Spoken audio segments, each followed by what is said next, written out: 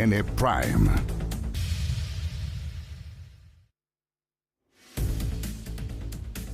Hola, ¿cómo están? Muy buenas noches. Bienvenidas, bienvenidos a CNN Prime. Hoy de manera extraordinaria, en día jueves, vamos a tener Dirección La Moneda y muchas cosas pasando en el oficialismo y en la oposición. Así que cuando ya tenemos una ventanita en medio de la crisis de Venezuela, de la cual también nos vamos a preocupar. De hecho, vamos a estar con un ex secretario general de la Asamblea Nacional Venezolana desde Miami, hablando, entre otros temas, porque tiene contacto directo con parte de quienes han sido liberados como presos políticos por la todavía dictadura en Venezuela, y vuelven entonces en una especial de día jueves en Dirección La Moneda, tanto Macarena Román como Colomba Hijos, para contarnos todo lo que está pasando en el oficialismo y en la oposición. Muchísimos datos y todo, y el análisis junto a ellas. Pero comencemos de inmediato con estos titulares.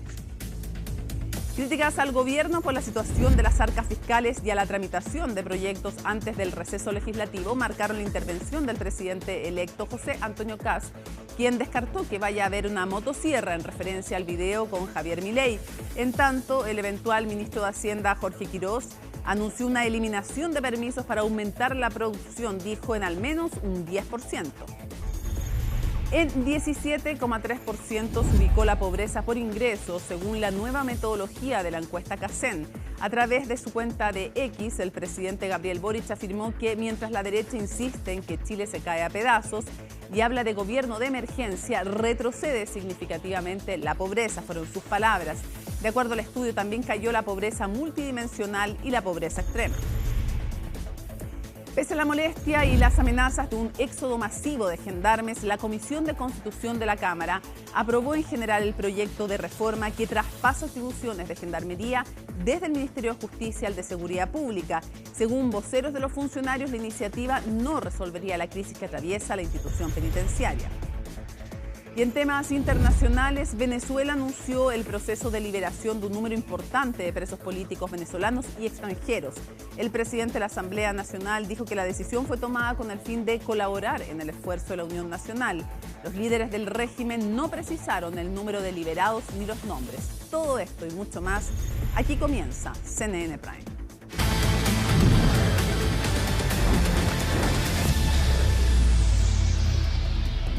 Comenzamos con noticias de la economía, porque el índice de precios al consumidor anotó una caída de 0,2% en el mes de diciembre. Con esto, la inflación cierra el año con un alza de 3,5%, el registro más bajo de los últimos 5 años.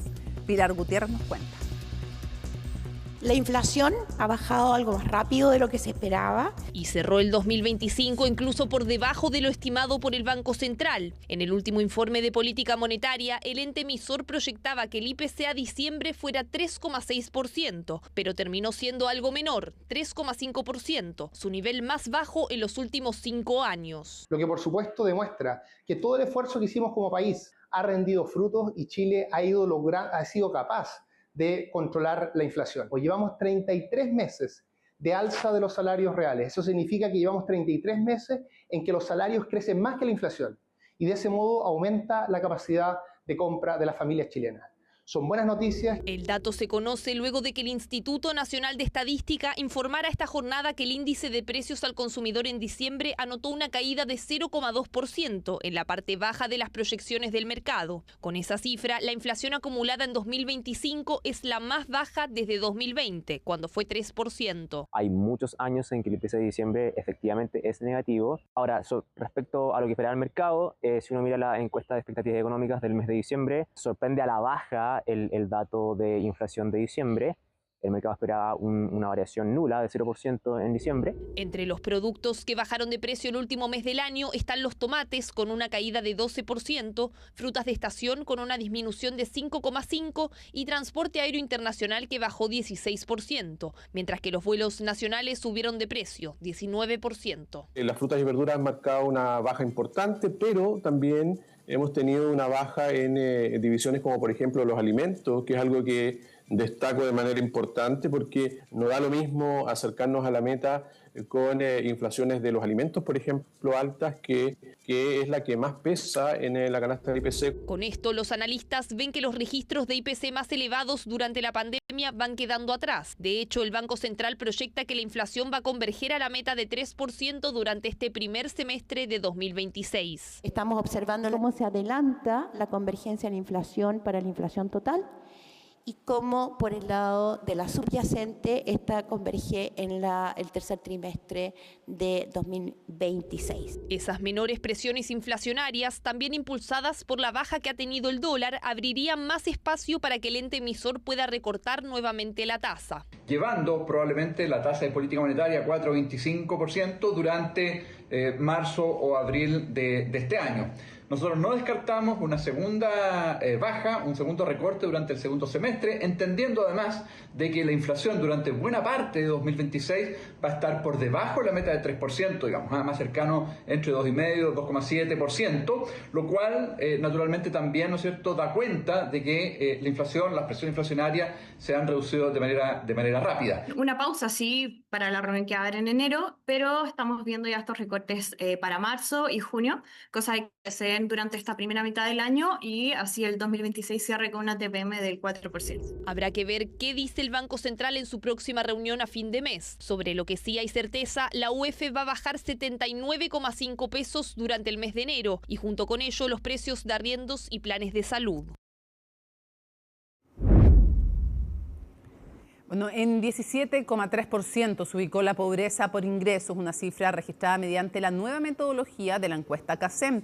De acuerdo al estudio, también cayó la pobreza multidimensional y la pobreza extrema. El informe es de Pablo Figueroa. Finalmente se dieron a conocer los resultados de la encuesta CACEM 2024 y la gran respuesta es sí, la pobreza disminuyó en Chile. Son cerca de 600.000 personas las cuales superaron este umbral, pero hay datos a considerar debido a que se cambió una metodología más exigente y es por eso que hoy en Chile, según estas cifras, 1 de cada 6 chilenos aproximadamente es pobre, es decir, el 17,3% de la población. Los resultados los que nos muestran es que Chile es menos pobre que hace 4 años. Dimos cifras de pobreza que muestran que incluso con una metodología más exigente, casi 600.000 personas salieron de la pobreza entre el año 2022 y el año 2024. Es una cifra que desafía al Estado de Chile, que desafía a la política social, es una cifra que visibiliza la realidad de chilenos y chilenas que probablemente con la metodología anterior no se estaba mostrando y por lo tanto la encuesta de caracterización socioeconómica nacional cumple su objetivo.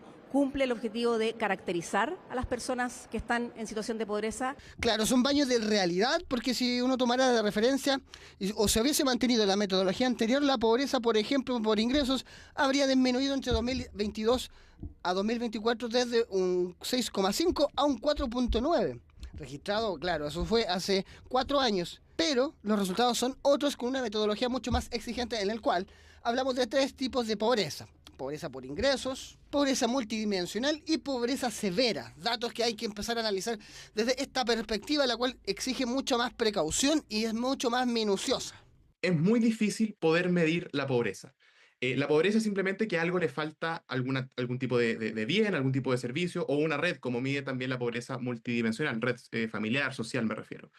Por esto, el hecho de que hoy en día tengamos un número que aumentó respecto del que ya conocíamos de pobres en nuestro país, es más bien reflejo de que hemos cambiado la metodología. Por eso aquí la metodología es lo más importante cuando nosotros entramos a hablar de cómo estamos midiendo esta pobreza. Hay una metodología de pobreza por ingresos que hoy día nos está mostrando que hay un descenso, pero también hay un cambio en la forma en que se empieza a determinar nuevamente la pobreza. Entonces, una nueva serie de tiempo que se empieza, por así decirlo, a establecer.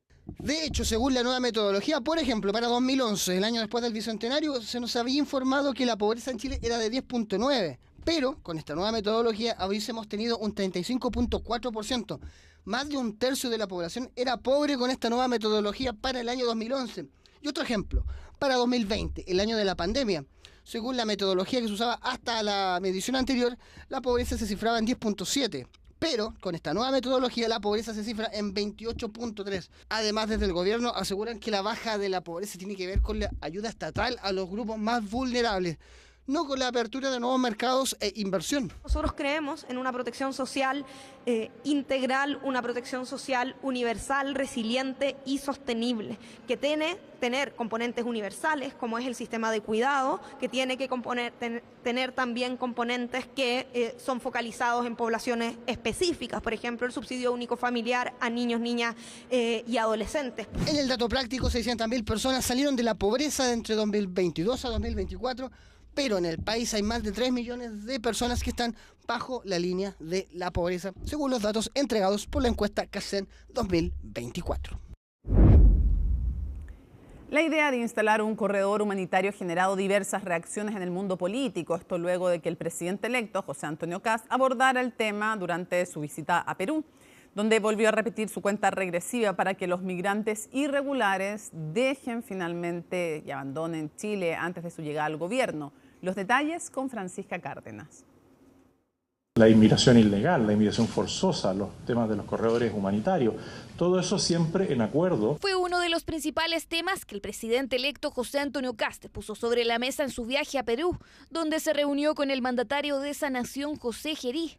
El objetivo, dar una solución a nivel regional a la migración irregular a través de un corredor humanitario para que las personas involucradas puedan retornar a su país. Que los distintos mandatarios de los países vecinos comprendan la necesidad de estar perfectamente coordinados de tal manera de lograr que las personas que deseen volver particularmente a Venezuela lo puedan hacer con la mayor diligencia, lo puedan hacer también con las mayores facilidades. Este presidente tiene claro que la política exterior acompañada de la política migratoria va a ser posible descomprimir el problema que tenemos en Chile con los inmigrantes. Pero algunos expertos aseguran que se necesitarán esfuerzos a gran escala para poder generar un cordón en medio de las dudas por el tiempo que podría durar la transición en Venezuela, país que en América Latina tiene la mayor diáspora.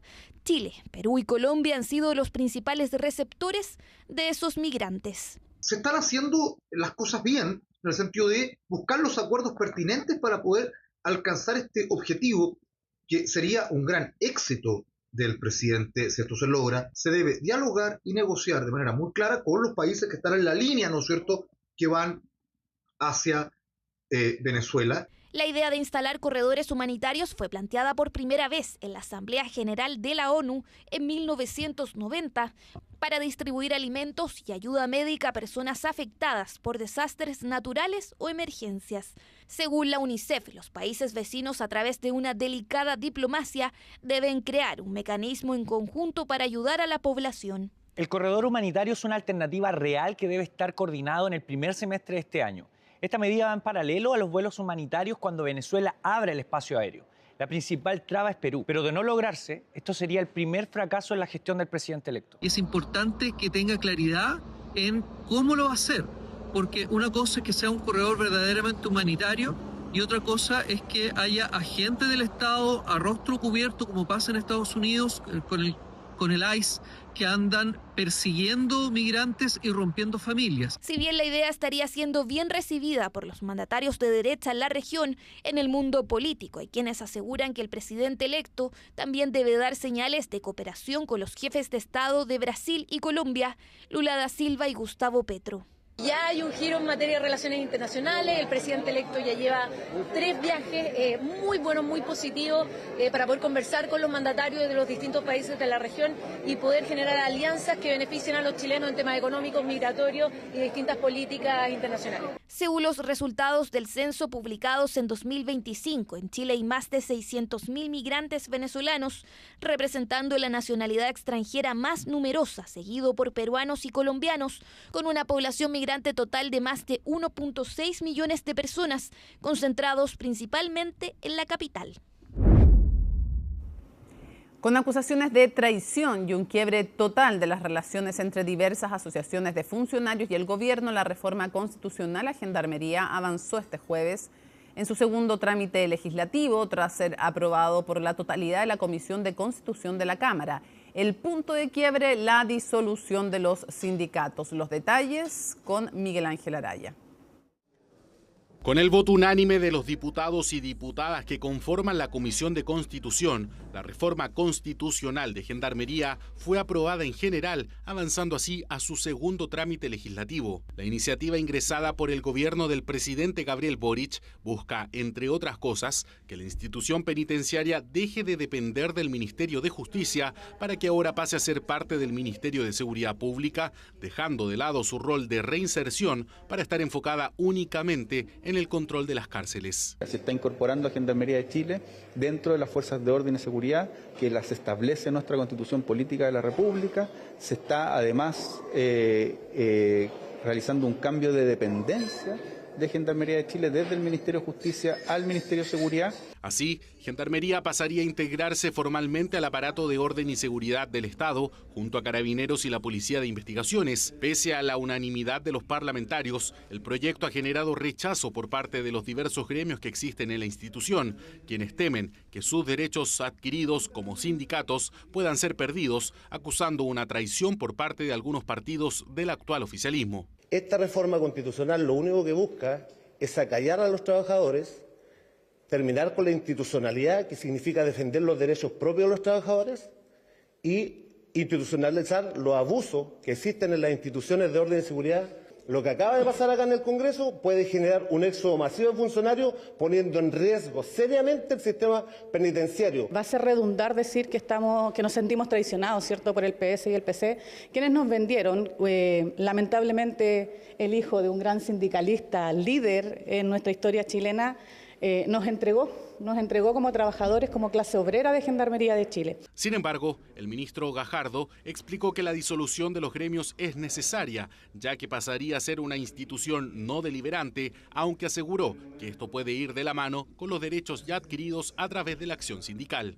Cuando se entiende que una fuerza de orden y seguridad tan importante está en la Constitución Política como actualmente Carabineros y la Policía de Investigaciones, cuando se entiende eso y se quiere llevar a Gendarmería a ese nivel, lo que se señala es que estas son instituciones no deliberantes, son instituciones en las cuales no está permitido la asociatividad. Una posición que fue respaldada transversalmente por los parlamentarios de la instancia. Sí, lo que pasa es que es inconcebible que las fuerzas de orden y seguridad pública encargadas de la seguridad de nuestro país, que van a convivir con las policías, tengan la sindicalización porque tienen el uso legítimo de la fuerza, para efectos de que el día de mañana no tenga una paralización, porque hoy día la paralización, el día de mañana puede tener que ver con temas de seguridad del Estado. La primera votación, la votación del día de hoy, es solo para seguir legislando.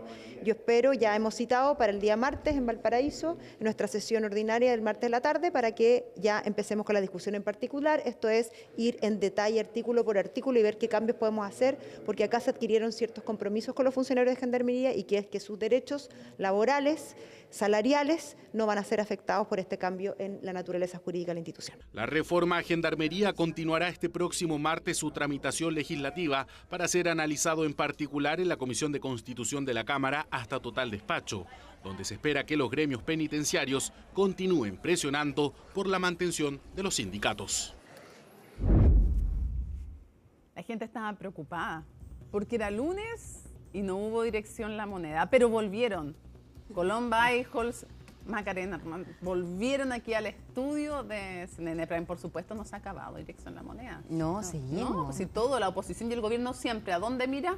En dirección a La Moneda. Así que esta sección sigue. Y vamos a conversar, primero vamos a comenzar contigo, Colomba, porque hoy día el presidente electo, José Antonio Kast, estuvo en Icare. Se dijo que fue el discurso más duro de los que le hemos escuchado desde que fue electo.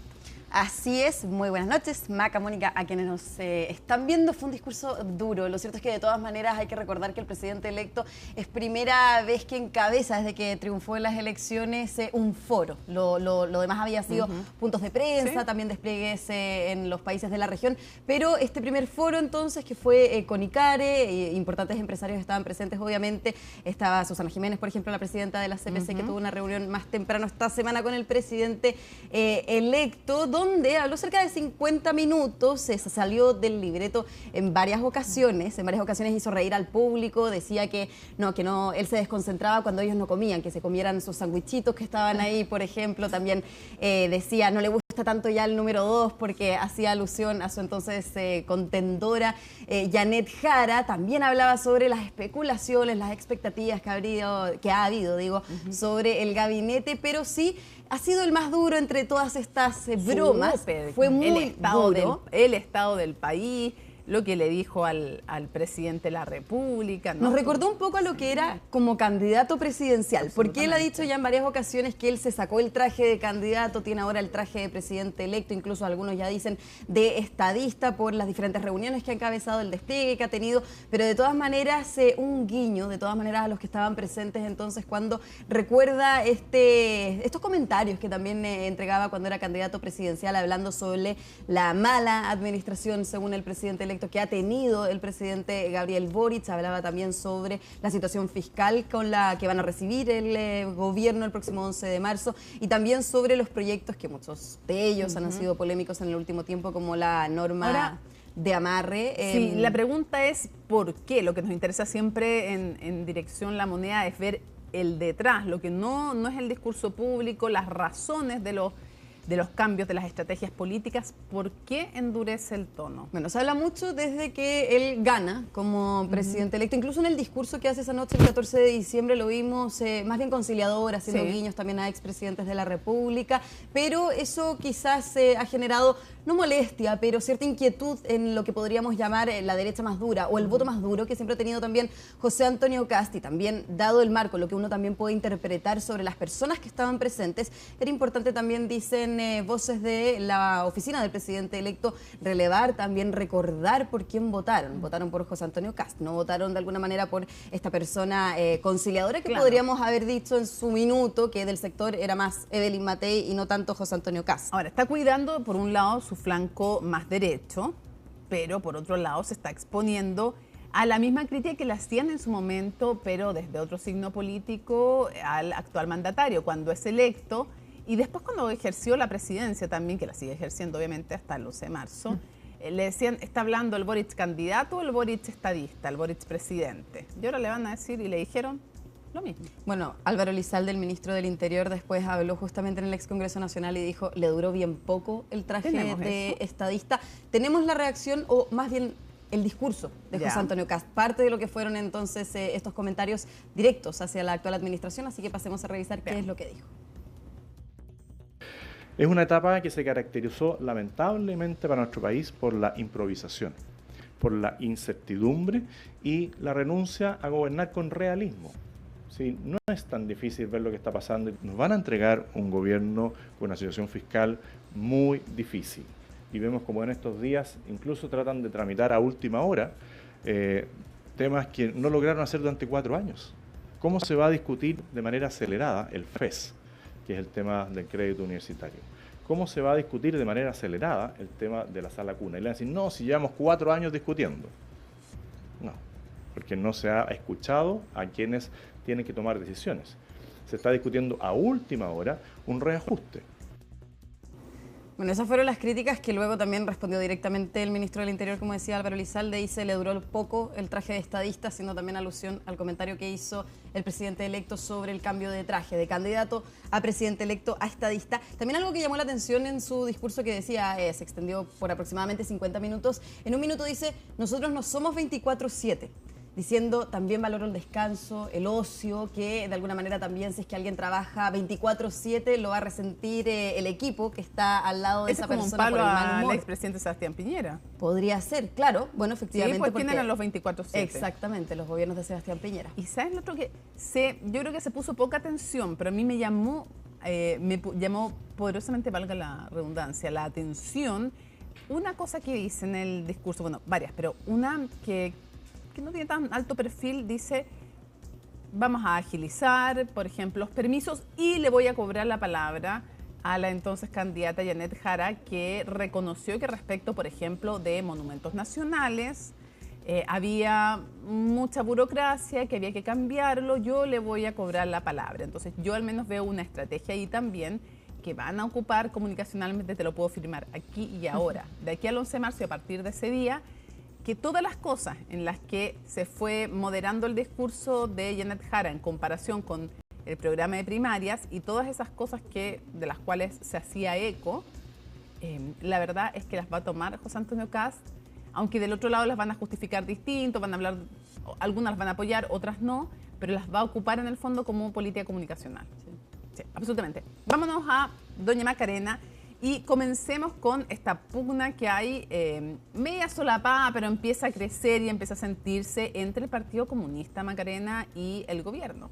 Y de hecho, y directamente dentro también del Partido Comunista. Claro, que al eso interior genera de esta colectividad. Totalmente. Sí. ¿Y por qué? Vamos a explicar quizás para algunos que no han estado al tanto, y es que las declaraciones de Daniel Jadue, el exalcalde de Recoleta, en un lanzamiento de un libro el día martes, hace alusión a lo que estaba pasando obviamente a nivel mundial, la crisis en Venezuela, el ataque de Estados Unidos y posterior captura de Nicolás Maduro. Y él hace una crítica directa a la ministra Camila Vallejo, compañera de partido, a todo esto. Por cierto, compañera de partido, si no.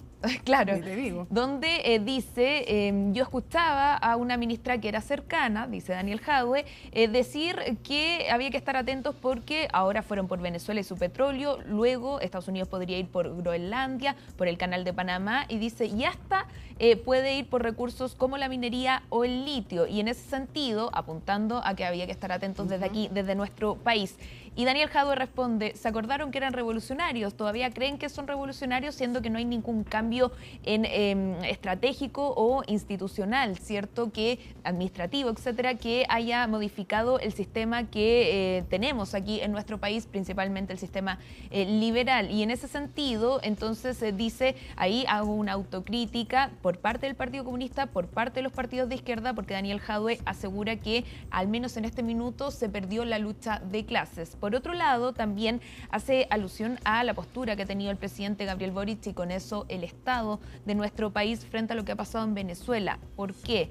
Porque dice que el presidente Gabriel Boric, esto lo dijo eso sí ayer, luego de una publicación que hace el mandatario acerca de quienes le rinden pleitesía, dice a Donald Trump, Claro. el presidente Gabriel Boric. Solo se humillan. Dice, solo se humillan. Y Daniel Jadue, en una especie de sarcasmo, dice, tú también lo hiciste, también fuiste subordinado al presidente Gabriel Boric, por ejemplo, en la situación con Ucrania. Eso, entre otras críticas que lanzó directamente No al es gobierno. rara esa crítica, se la hemos escuchado constantemente críticas de Jadue al presidente Boric, pero es bien distinta la situación de Venezuela de Ucrania. Estamos viendo a una invasión de un país a otro, en el fondo a un país democrático, una invasión de territorio, y es eso lo que ha condenado el presidente de la República y en general, salvo China, por ejemplo, Corea del Norte, toda la comunidad internacional.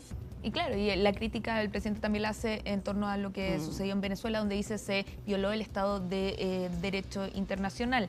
Y Mónica, por otro lado, no es solo esa la crítica que hace, también hace una crítica que llama bastante la atención, porque Daniel Jadue dice respecto a su situación, recordemos, él en este minuto está en arresto domiciliario total a raíz del caso Farmacias Populares, donde sigue la investigación, estuvo en prisión preventiva, ahora está en arresto domiciliario total, y lo que dice, teniendo un ministro de Justicia comunista, teniendo una ministra de la Secretaría General de Gobierno comunista y teniendo un presidente que fue a competir con él a unas primarias presidenciales, no ha movido ni una pestaña, dice Daniel Jadue, por el caso que a él lo tiene en este minuto en arresto domiciliario total. La pregunta es, ¿por qué debiese mover una pestaña el gobierno si se supone que la igualdad ante la ley es para todo? Aún O sea, así, eso sería intervenir en el fondo. Él está pidiendo que intervengan o presionen al Poder Judicial en su favor. de hecho, el ministro Gajardo, el ministro de Justicia, responde y dice esto no tiene asidero, y segundo, en Chile existe la división de poderes del Estado y con eso Ahora, nosotros no podemos ni comentar ni menos intervenir. Ahora, comentan todo el tiempo, eso tampoco es verdad. Pero lo que demuestra detrás no solo es un Jadue que se está intentando reposicionar, sino también esto ocurre, Macarena, es relevante el momento en que ocurre, porque viene una fiesta, ocasión muy importante para el Partido Comunista, ¿no? La fiesta de los abrazos que se da durante este fin de semana, una fiesta tradicional, importante, de hecho tan importante que ha tenido la participación del presidente Gabriel Boric, ha sido el primer mandatario en participar. Claro, en el pasado, en participar en estas ocasiones. Queremos datos porque siempre nos traen, Macarena y Coloma nos traen datos. Queremos saber un dato. ¿Va o no va el presidente? ¿Va o no va Janet Jara? Según lo que pudimos reportear, al menos desde el equipo del presidente Gabriel Boric, no iría, no asistiría. Preguntamos por agenda, por cuál es la situación, no nos quisieron dar detalle, por supuesto, pero sí está invitado, eso sí lo podemos confirmar, nos confirmaron desde el Partido Comunista. Siempre está invitado, pero yo creo que es súper difícil que vaya en este contexto. Totalmente. Y sobre Janet Jara, si es que ella asiste, sería la primera aparición pública luego de la derrota presidencial. Hemos intentado ver si ya tomó una decisión, lo que no ha respondido durante la semana la ex candidata presidencial es que todavía está pensando si es que va o no. Es tan relevante eso, Mónica, porque ahí demuestra la división que hay en el Partido Comunista. En general, los militantes del Partido Comunista son bien, asisten, son participativos, se unen, ¿cierto?, tras una causa. Y en esta vez, al parecer, van a haber ausencias. Y este contexto además se da cuando justamente el Partido Comunista además ha dicho, pensando en la futura oposición que van a hacer, que van a llamar a movilizaciones, han hablado de la movilización social. Y hoy día, fíjate, en el podcast, como te lo explico, José Miguel Insunza dijo que él ya no era tan entusiasta con las movilizaciones y que esperaba que aquellas las que convocaba el Partido Comunista no terminaran en violencia. Ahí lo dejo y nos vamos justamente con Colomba ahora, gabinete. ¿Qué sabemos hasta ahora del gabinete de José Antonio Kast? Faltan nombres. Este Excel, el listado de nombres que debería ya estar más o menos listo. Lo cierto, faltan nombres. Se aproximadamente atrasaron. 7 ministerios se atrasaron, de hecho. Hasta el 20, no el 15. Hasta el 20 de enero, efectivamente, Martina Rau, aquí en Tolerancia Cero, había dicho que era el 15 de enero. Ayer José Antonio Kast, y también lo reiteró durante esta jornada en ICARE, va a ser el 20 de enero. Ahora, en ICARE también yo hablaba sobre el discurso que entregó el presidente electo. Hubo guiños directos a las personas que fueron. Y también esto es importante también señalarlo, porque son señales políticas, valga la redundancia. Estaba, por ejemplo, Claudio Alvarado, que ha acompañado al presidente electo en varias ocasiones. Seguro como ministro. Claudio Alvarado totalmente seguro como ministro del Interior. Estaba también José García Ruminot, el senador de Renovación Nacional, SECPREX, Secretaría General de la Presidencia. Estaba también Mara Cedini. No hubo una mención por parte de José Antonio Kast a Mara Cedini, pero de todas maneras también ella, de hecho, ejerce actualmente como la vocera de la oficina del presidente electo. Estaba también durante esta jornada. Son personas que veo yo y bueno, quienes estamos... Quirós, de todas maneras, incluso de hecho el senador José García Ruminot, después hicimos un punto de prensa allá en ICARE y dice, no, el ministro de Hacienda, Jorge Quirós, ya está trabajando en esto.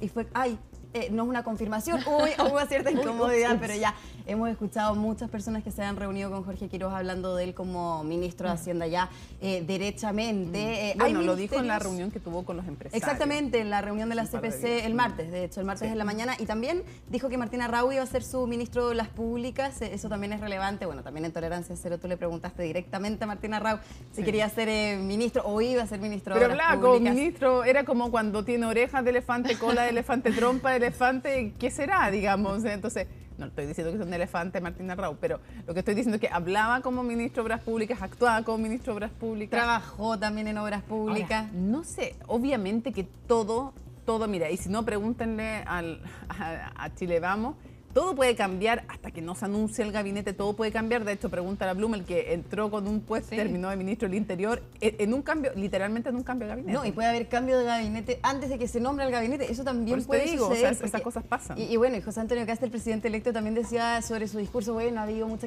especulación, expectación sobre a quién voy a nombrar ministro o no. Decía, bueno, puede ser un gabinete de 18 ministerios, de 30 ministerios, de 25 ministerios, bromeaba también ahí con la expectación que ha generado, porque obviamente, y decía, puede haber un cambio de gabinete antes del nombramiento de gabinete, porque, bueno, nosotros incluso como prensa hemos visto pasar en la oficina del presidente electo a diversas personas que pueden sonar para salud, pero luego la semana siguiente esa persona ya no va a la oficina del presidente electo y resulta que va otra persona. Entonces, bueno, ahí ya también que se va nombra definiendo. salud, se hablaba Mike Chumalí, hermana de arzobispo, sí, claro, como de arzobispo Santiago, como la futura ministra de Salud. Efectivamente, pero por ejemplo, hace solamente 3 semanas hablábamos también de otras voces de otros nombres, más bien dicho, para poder encabezar ese ministerio. Por ejemplo, también ahora se habla de María Paz Arzola, de Libertad y Desarrollo, como posible carta del Ministerio de Educación. Eso lo consignaba durante esta jornada ex ante, y así se va generando también toda... ¿Y cultura? Cultura es un ministerio que se le quiere entregar, según las voces de la oficina del presidente electo, a Amarillos por Chile o Demócratas. Algo decía también Rodrigo Galilea en CNN Chile Radio hoy día en la mañana, que todos los partidos que apoyaron en segunda vuelta a José Antonio Kast deberían tener por lo menos un puesto, un cargo. ¿Sabes que hay un tema? Bueno, hay 2 temas, hay 3.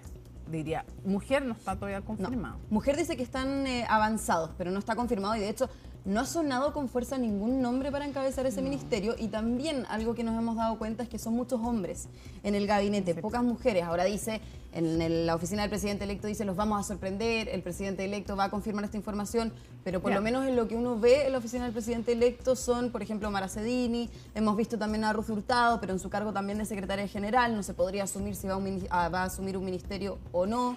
Y seguridad también. Eso te iba a decir yo, siendo el tema más relevante para esta administración, como se plantea o se autodefine como un gobierno de emergencia, igual llama la atención que no tuvieran cerrado el tema de seguridad. Algunos dicen que es porque las cartas, todas resultaron triunfadoras en la carrera parlamentaria y ni Baseletti, ni Carter, ni Vial quedaron disponibles porque todos ganaron. Sí, y además... Pero ¿cómo iban a tener más cartas de reserva? Pero es que además se generó mucha expectativa sobre ese ministerio justamente en la campaña porque fue lo central. Entonces, de alguna manera, hoy día es un ministerio que quizás es el más importante en la próxima administración, y eso obviamente implica una responsabilidad tremenda para la persona que lo asuma.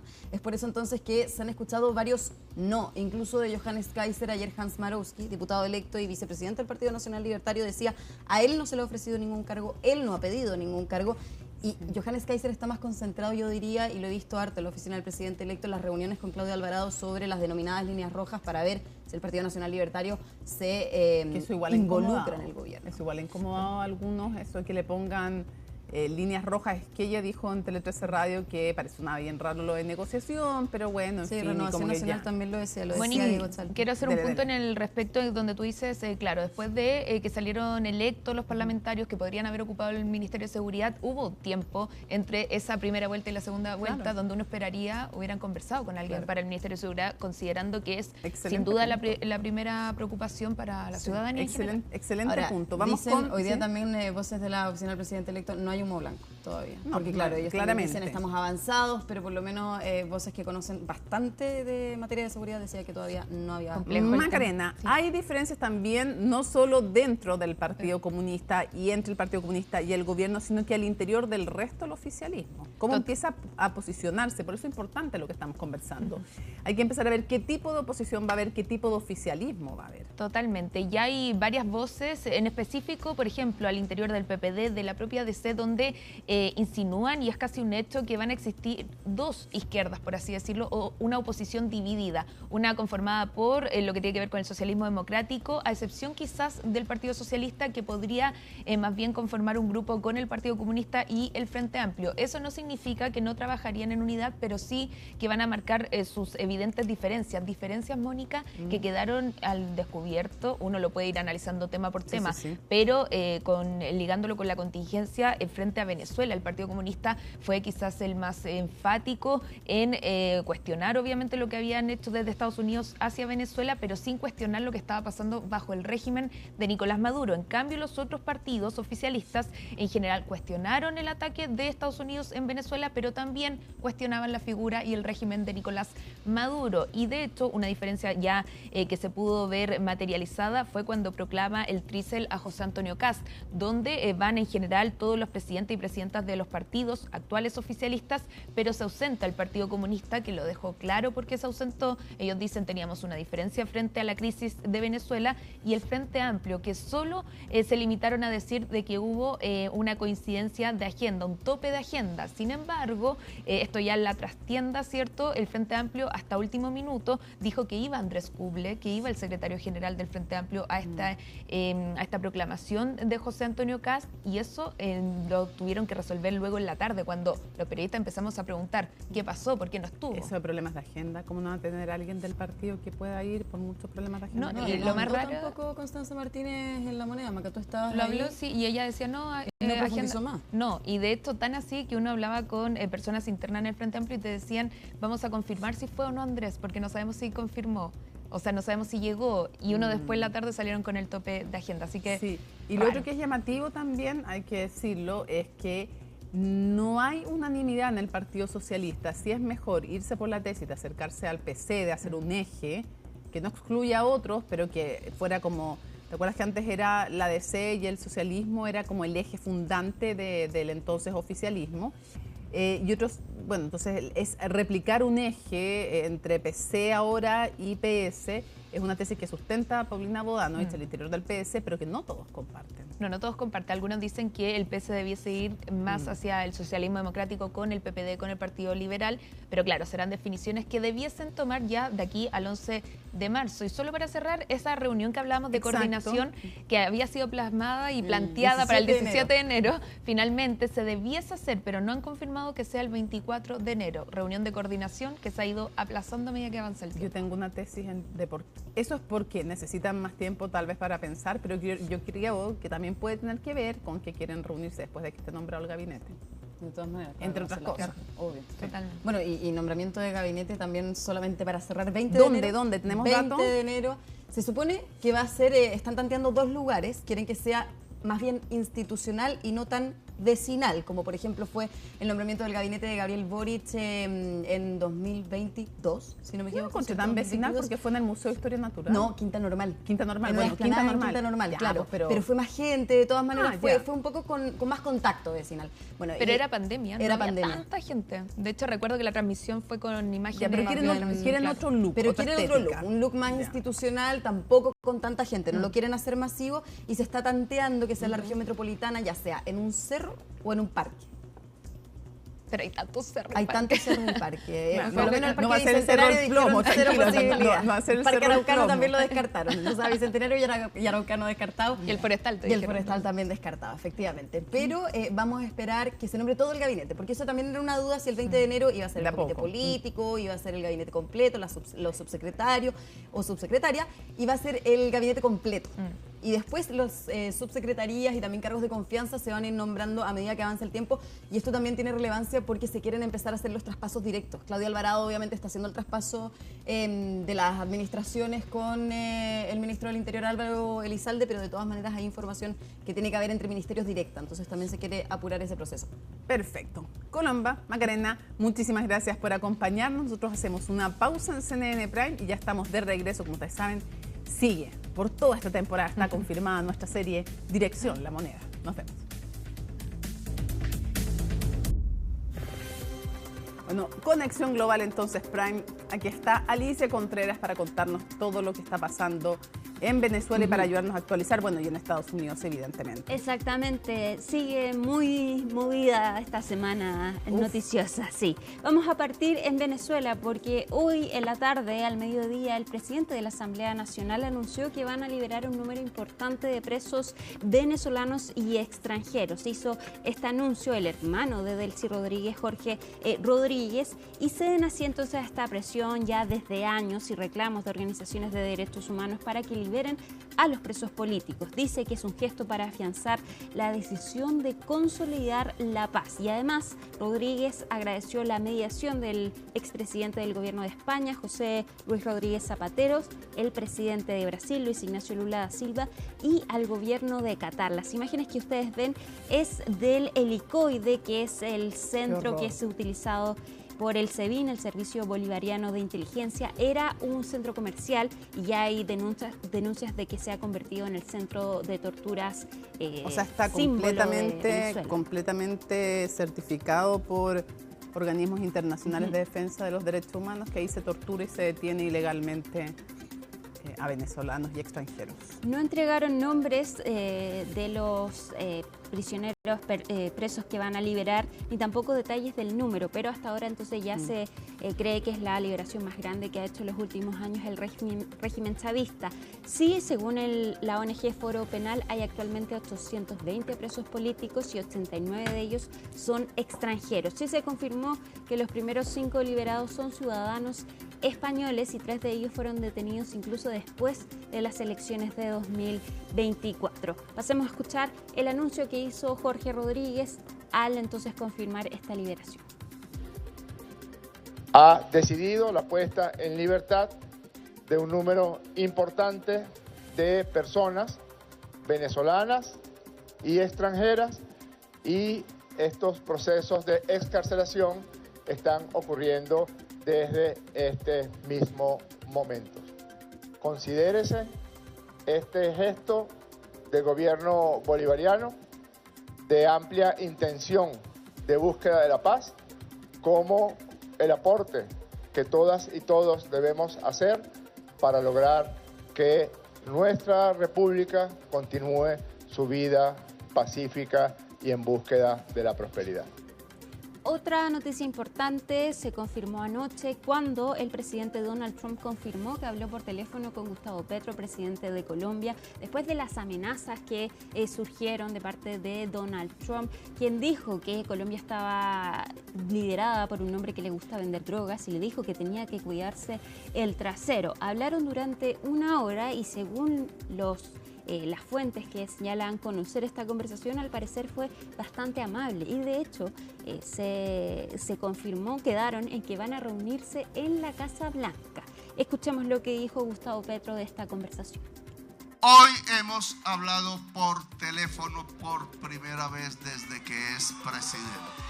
En La Paz se encuentra hablando y por eso acepto la propuesta del presidente Trump de hablar. Veremos qué sale. Volveré a insistir en que la alianza es posible en energías limpias porque traen paz y vida. Y amor mucho porque aquí sí aprovechan la paz en eso. Y que Colombia puede dormir, avisaré si hay algo en contra, ojalá a tiempo, pueda dormir tranquila en buena parte del país. También, y cambiamos de tema, está en Chile Josep Borrell, que es el ex alto representante de la Unión Europea para los Asuntos Exteriores. Fue invitado por la Universidad de Chile, está de paso en nuestro país y pudimos conversar con él, una entrevista que vamos a estrenar durante este fin de semana, pero que les queremos adelantar parte de esta conversación porque Josep Borrell habló entonces de este ataque de Estados Unidos a Venezuela, dijo que acá un país, Estados Unidos, violó el derecho internacional, que hay que empezar a tomar en serio las amenazas de Donald Trump, tanto en América Latina como también para Europa, que hay que tomar en serio la estrategia de seguridad nacional que presentó Estados Unidos, y dijo que si ataca a Groenlandia, ese va a ser el fin de la organización del Tratado del Atlántico Norte, la OTAN. Pero además dijo que de ahora en adelante se podía esperar que la administración de Donald Trump busque asfixiar a Cuba. Escuchemos lo que dijo Josep Borrell respecto de Cuba y también lo que ha hecho Donald Trump de esta isla. Cuba la van a asfixiar económicamente, más de lo que ya está, en el bloqueo americano y el régimen cubano han llevado al país a una situación absolutamente desesperada, que puede ser todavía más desesperada si no les llega una gota de petróleo venezolano o si el bloqueo es todavía más fuerte y, como están haciendo ahora, interceptan en alta mar, por cierto, en aguas internacionales, también en contra del derecho internacional, a cualquier barco que a ellos les parezca que puede ser detenido. I think that Cuba is really in a lot of trouble. But, you know, people have been saying that for many years, in all fairness, about Cuba. Cuba has been in trouble for the last 25 years, and, you know, they haven't quite gone down. But I think they're pretty close of their own volition. Este fin de semana entonces podrán ver la conversación completa en Conexión Global Fin de Semana con Imperdible. Josep Borrell. Imperdible. Me parece. Muy buena la recomendación. Vamos a cambiar de tema, Mónica, porque hay indignación en Estados Unidos tras el asesinato de esta mujer por un agente de ICE. Ayer les informábamos de este hecho y hay más imágenes y declaraciones de testigos respecto de lo que pasó. Ahí tenemos manifestaciones que se están registrando en Minneapolis, en Washington más bien, después del asesinato de esta mujer. Se han registrado manifestaciones en Minneapolis y también incluso en Nueva York. Y es que acá, según lo que dicen testigos, un agente de ICE le dispara a esta mujer que estaba dentro de su automóvil. Desde ICE y también desde la administración de Donald Trump dicen que esta mujer intentaba atropellar a este agente de ICE y que actuó en defensa propia. Sin embargo, no es lo que dicen ni los testigos ni lo que se puede ver en las imágenes. Veamos un video que captó una testigo respecto de lo que ocurrió ayer en Minneapolis y lo que dijo ella respecto de lo que vio en este lugar.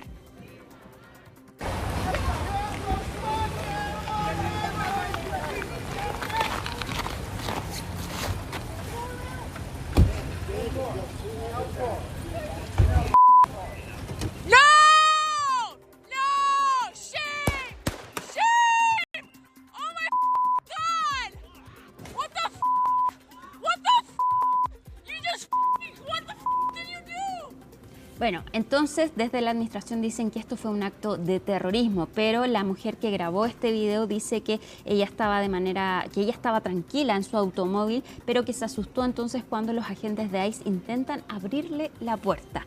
Veamos lo que dijo la testigo entonces de este hecho. She was totally peaceful and ICE, it seemed. Ella estaba completamente tranquila y los agentes de ICE parecían completamente desorganizados. No sabían lo que hacían. Le gritaban que se moviera y luego se acercaron a su vehículo agresivamente y la agarraron. Intentaron abrirle la puerta. Fue entonces cuando se asustó y dio marcha atrás para intentar escapar. Y fue entonces cuando un agente de ICE se paró frente a su vehículo y le dijo que se detuviera. Ella ya se estaba moviendo y entonces a quemarropa le disparó a través del parabrisas. Ahí tenemos imágenes desde otro ángulo donde vemos estos 3 vehículos estacionados. El tercero, el más oscuro, esta camioneta, está ella y ahí se ve cómo los agentes se le acercan e intentan abrirle la puerta. Ella retrocede. Y cuando comienza a avanzar, entonces este tercer agente le dispara por el parabrisas y la mata de manera inmediata. También, según los testigos, los agentes de ICE acordonaron la zona y no dejaron que nadie intentara ayudar a esta mujer. De hecho, hay un médico que estaba en el lugar que les dice: yo soy médico y déjenme ir a tomarle el pulso. Y ellos dicen: no, nosotros tenemos nuestros médicos. Le preguntan: ¿pero dónde están? Porque la mujer seguía entonces dentro del automóvil y se ve que está claramente ya fallecida. Tenemos las imágenes de ese momento, veamos. Go check a pulse. No, back up now. I'm a physician. Hey, listen, we understand. We got EMS coming. I get it. Just give us a second. We have medics on scene. We have our own medics. Where are they? Where are they? Bueno, ahí se ve que los agentes de ICE le dicen: tenemos nuestros propios médicos, y la mujer que graba el video le grita: ¿pero dónde están? Mataron a esta mujer, dice ella, que también es parte entonces de lo que ven los testigos del lugar. La secretaria de Seguridad Nacional, Kristi Noem, ayer rápidamente dijo que esto fue un acto de terrorismo, que acá entonces los agentes de ICE se vieron amenazados por esta mujer de 37 años, madre de 3 hijos, estadounidense, había llegado hace poco a la ciudad, se mudó en este lugar, su hijo más pequeño tiene 6 años. Y hoy la secretaria de Seguridad Nacional repite entonces lo mismo, que esto fue un acto de terrorismo. Escuchemos lo que dijo.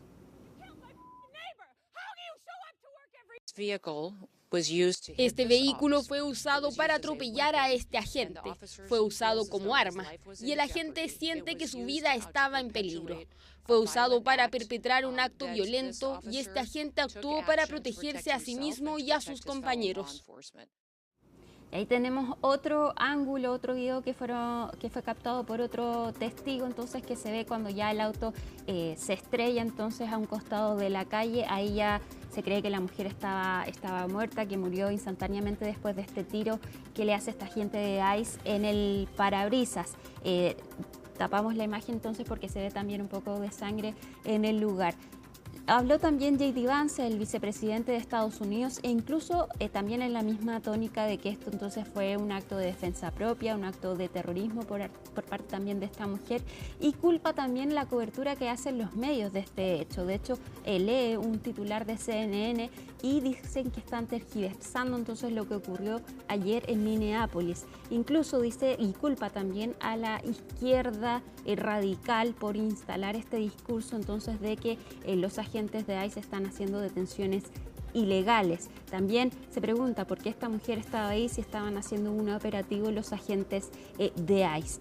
También el gobernador de Minnesota, Tim Walz, que es demócrata, que se enfrentó a Donald Trump en la carrera presidencial porque él iba como candidato a la vicepresidencia, condenó el actuar de la administración de Donald Trump, dijo que acá hay que hacer una investigación, pero que claramente ya las autoridades entregaron un juicio de esto y culparon rápidamente a esta mujer de 37 años. Escuchemos lo que dijo J.D. Vance y también lo que dijo Tim Walz. Se trata de una mujer que intenta obstruir una operación legítima de las fuerzas del orden. Nadie lo discute. Se trata de una mujer que apuntó con su coche a un agente del orden y pisó el acelerador.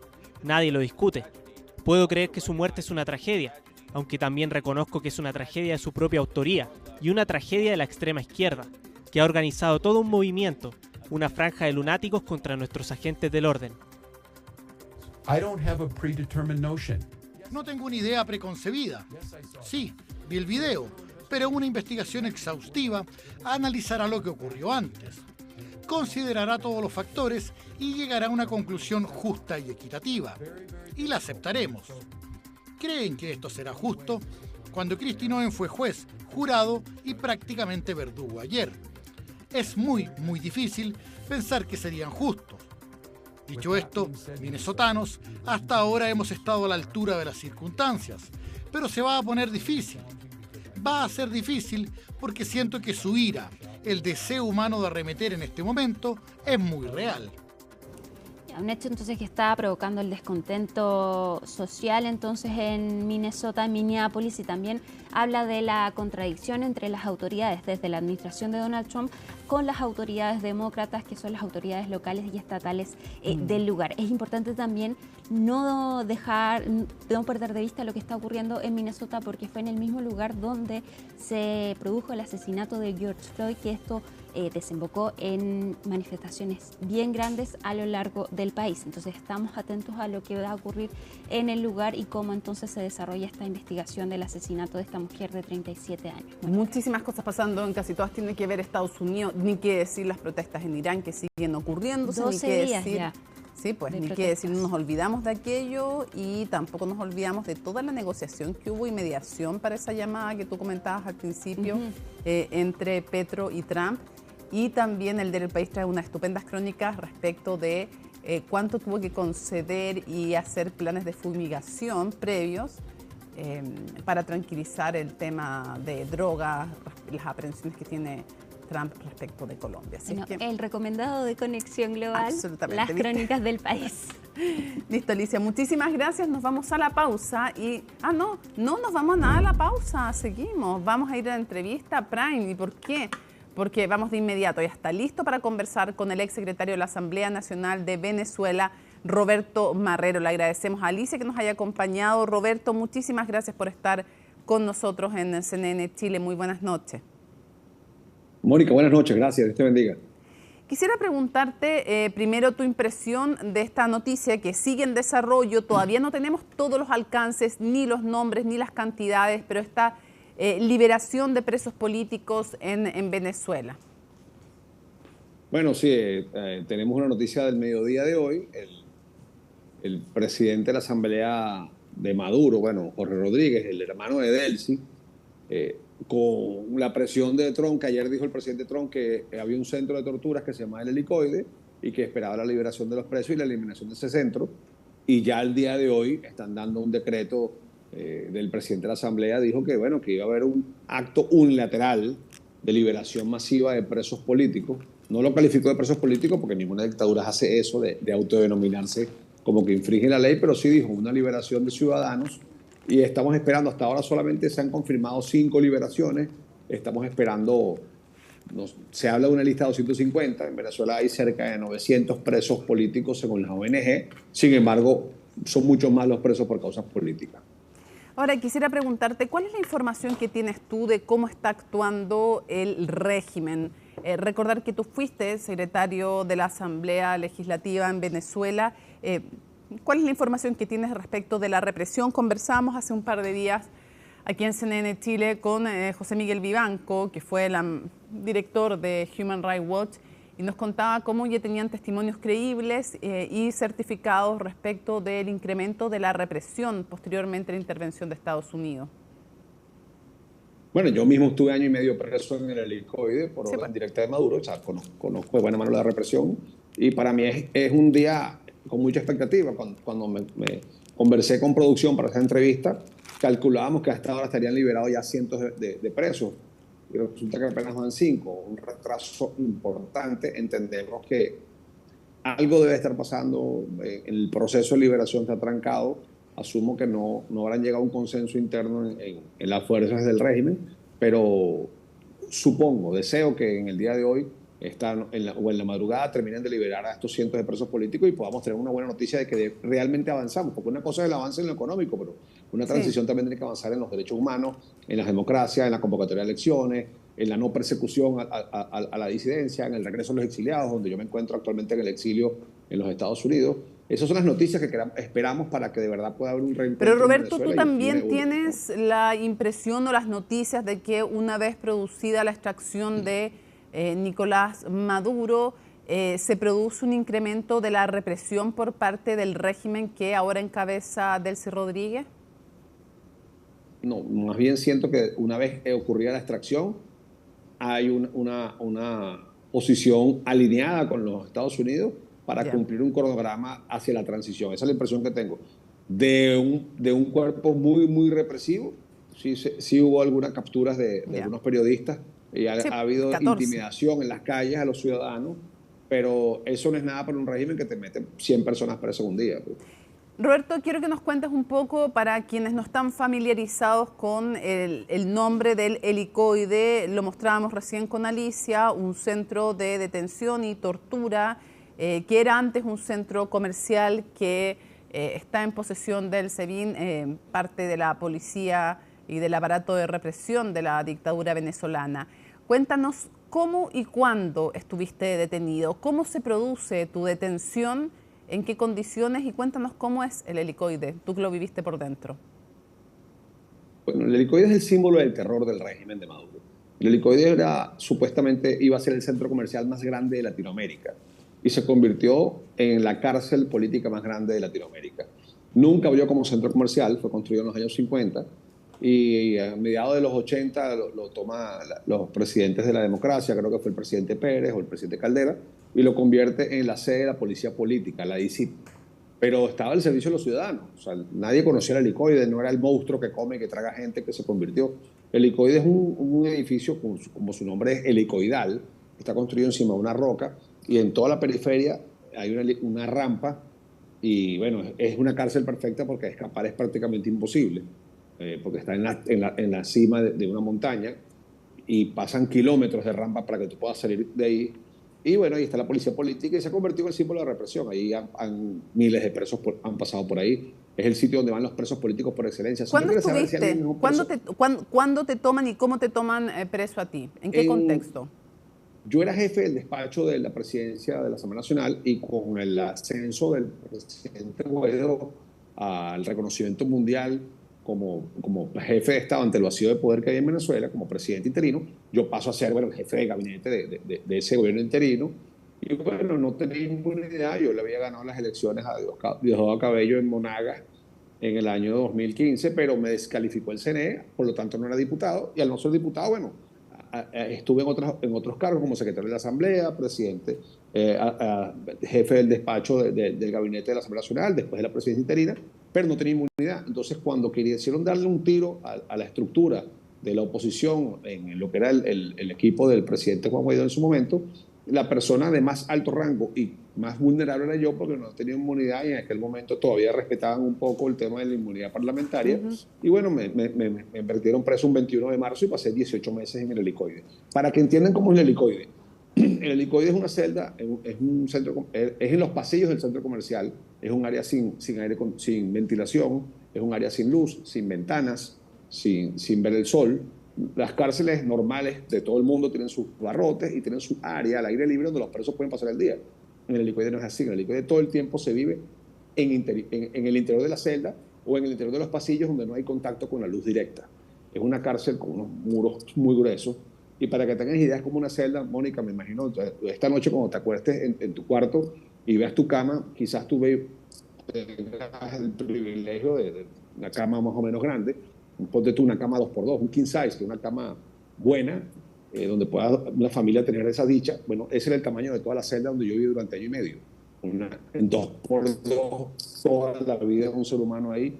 E incluso yo tuve el privilegio de estar solo. Hay presos que conviven 3, 4 y 5 presos en una celda de ese tamaño. Entonces, ahorita hay un hacinamiento importante en las cárceles venezolanas. Y bueno, por eso es que yo celebro este paso hacia la democracia, porque mucho se ha hablado de que la toma de Venezuela es un tema petrolero, que es un interés sobre el petróleo, y que al día siguiente de que empiece un convenio con PDVSA, el presidente Trump y la administración impulsa la liberación de presos políticos y además la transición en Venezuela, el régimen, que está, se ve que está jugando o Roberto, filas con la administración. Dime. Ojalá que tú tengas razón, pero no quiero dejar, porque no solemos tener la posibilidad de conversar con alguien que haya estado en el helicoide. El ya estar detenido de manera ilegal es un apremio en sí, pero es también un centro de torturas el helicoide. ¿Fue tu caso? ¿Fue tu caso? ¿Te torturaron a ti? Te lo pregunto dentro de lo que tú puedas y quieras contar. ¿Fuiste testigo de torturas de otras personas? Hay distintos tipos de torturas: privación de sueño, exposición a ruidos, tener todo el tiempo la luz prendida. ¿Cómo lo viviste tú y de qué fuiste testigo también? Yo estaba en una condición bastante de aislamiento. ¿Cuál es la tortura para cualquier preso? El no tener visita, el estar confinado, el no salir, el no ver el sol, el no saber qué hora es, el no tener acceso. Te conviertes en una cosa y te acostumbras a la rutina de ser alguien que está depositado en un centro y pierdes un poco la humanidad. Para ver las torturas de las que tuve conocimiento de otros compañeros que antes que yo llegara, fracturas de costillas, guindados en áreas con cadenas, amarrados a una poseta durante un tiempo muy largo. Entonces, yo siento que tuve la suerte de que mis torturas fueron relativamente leves para lo que han pasado otros compañeros que incluso han pagado con la vida. Y del SEBIN salió muerto Fernando Albán. En el SEBIN falleció por falta de atención el general Baduel. O sea, hay muchos que han entrado y han salido y sobre todo gente inocente. En mi caso, yo era un preso político y yo estaba en una lucha contra una dictadura. Yo sabía a lo que me enfrentaba. Pero hoy hay miles de jóvenes que simplemente fueron testigos de mesa o estaban caminando y había una protesta o se los llevó el SEBIN porque alguien en un celular o alguien dijo que ellos tenían algo que ver. Y jóvenes de 20, sexagenarios, adolescentes presos durante más de año y medio. Eso es una tortura. Y además la tortura de las cárceles políticas afecta a la familia, porque la familia no puede saber dónde está. Hoy todavía los familiares de Roland Carreño y Freddy Superdano no saben el paradero de ellos. Van todos los días al rodeo y le dicen, no, él no está aquí, no le aceptan la comida. Entonces, ¿de qué se alimentan? ¿Cómo se visten? No tienen ropa, no tienen sus cosas. O sea, una vez que estás preso, ya, me metiste preso, ok, acabaste conmigo, me tienes encerrado, pero permíteme que sea la dignidad de que yo reciba mi comida, mi alimento, de que mi familia pueda visitarme, de que me puedan ver, que es algo sagrado, el derecho a la visita. ¿Tú no viste a tu familia durante un año y medio? ¿En qué condición estaba tu familia? ¿El régimen alguna vez les entregó información, reconoció dónde tú estabas? Mira, Mónica, mi detención fue muy mediática por el momento político que había en Venezuela y causó una impresión casi mundial. A la semana, mi esposa, yo le había pedido que saliera del país por motivos de seguridad con mi hijo, porque estábamos enfrentándonos a una situación complicada y no quería tener esa presión o sea, es difícil enfrentarse a una dictadura teniendo un talón de Aquiles como tu familia. Y entonces, por eso es que no lo vi realmente. A mí me permitieron el acceso de visita al tiempo, a los meses me permitieron el acceso a visita, pero hoy los presos que están ahí no tienen acceso a la visita. O sea, Freddy Superdano, Roland Carreño, ¿cómo que se llama? El joven que es yerno del presidente electo del mundo. Rocío San Miguel. Tienen años. Rocío creo que va para más de 2 años presa y no ha visto a su familia, no ha tenido visita, una sola fe de vida que dieron de ella, y así tantos otros. Son más de 500 presos sin acceso a sus abogados. Todo eso es una tortura. ¿Cómo se dio tu liberación? En un marco de una negociación de la Unión Europea, mucha presión. En aquel tiempo el canciller Borrell dirigía la misión de la Unión Europea y mucha presión internacional con el apoyo del gobierno de España y el gobierno de México.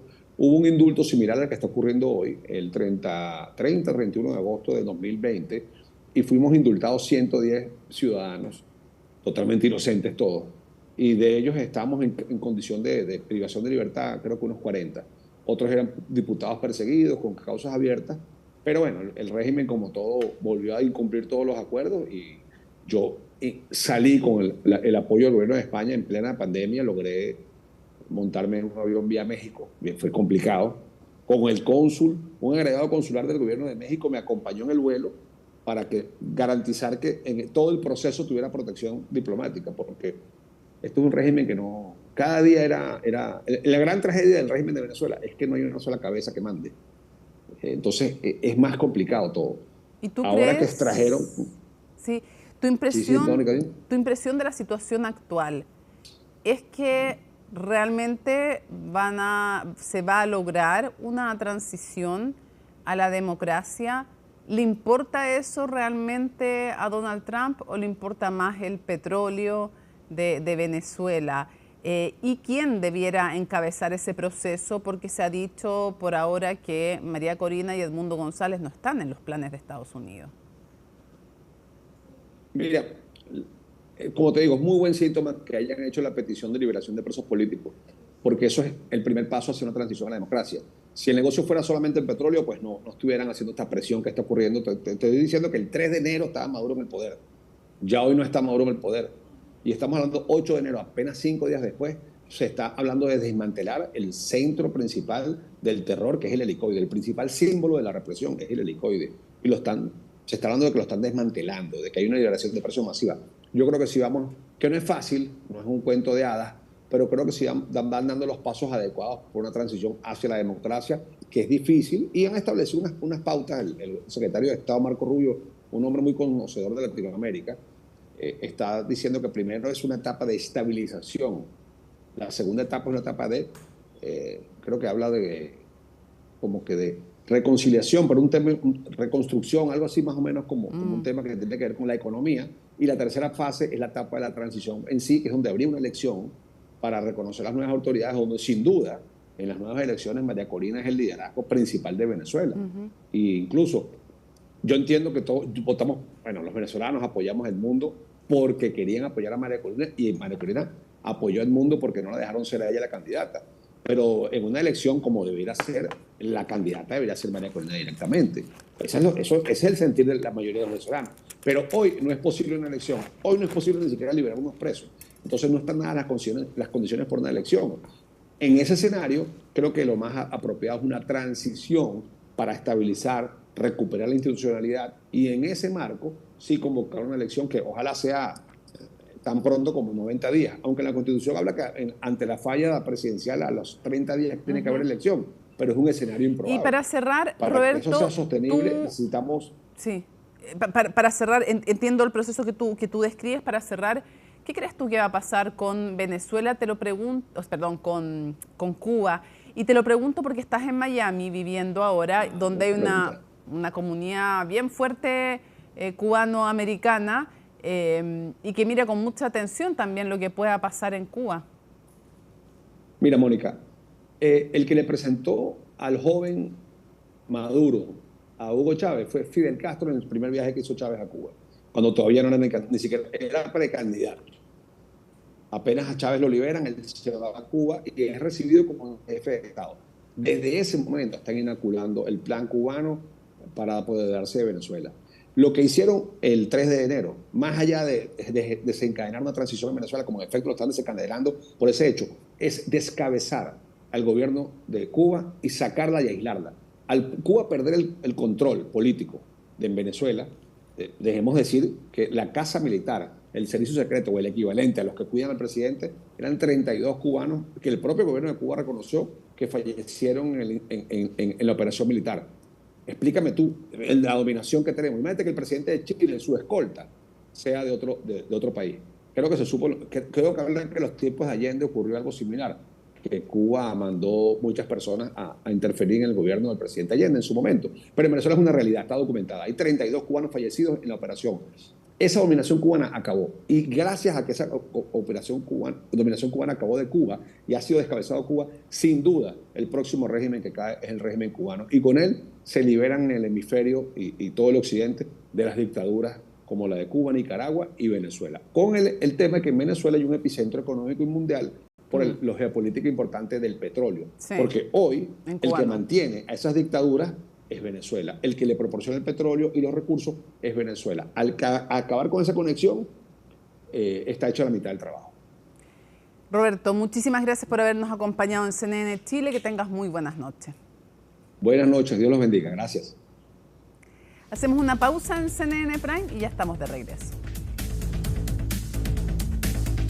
termina CNN Prime, pero nos reencontramos de inmediato en Aquí se debate. Está buenísimo, ni les digo los invitados que tenemos, y el tema evidente es el tema de la semana: Venezuela, la relación con Estados Unidos, Chile, qué hacer, el próximo gobierno, en fin, eso y mucho más en Aquí se debate. Jueves 8 de enero, así estuvo nuestro país y el mundo. Somos CNN Chile, buenas noches.